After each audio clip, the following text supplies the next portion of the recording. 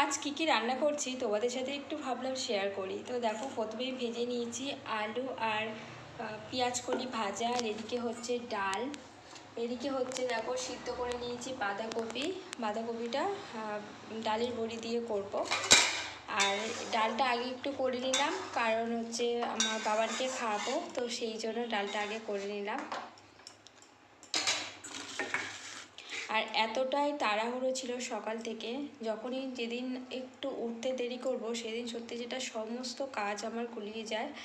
তো যাই হোক, আজকে সকালে একটু উঠতে দেরি করেছি, তো তার জন্য তাড়াহুড়ো করে পুজো দেওয়া, সংসারের কাজ, ছেলেকে সামলানো, ও বাড়ি আছে, ওকে খেতে দেওয়া, মানে আমার বরকে খেতে দেওয়া। তো এত কিছু করার মধ্যে নিজেকে আর সুন্দর করে সাজিয়ে গুছিয়ে রাখার মতো সেই সময়টা হয়নি। তো তার ফল তোমরা চোখের সামনে দেখতে পাচ্ছ কী অবস্থা।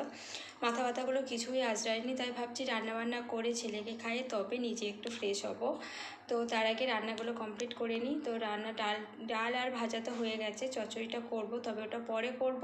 এখন ছেলেকে খাওয়াবো, প্রায় 1টা বেজে গেছে, ওকে স্নান করিয়ে দিয়েছি, তো ওকে এখন খাওয়াবো।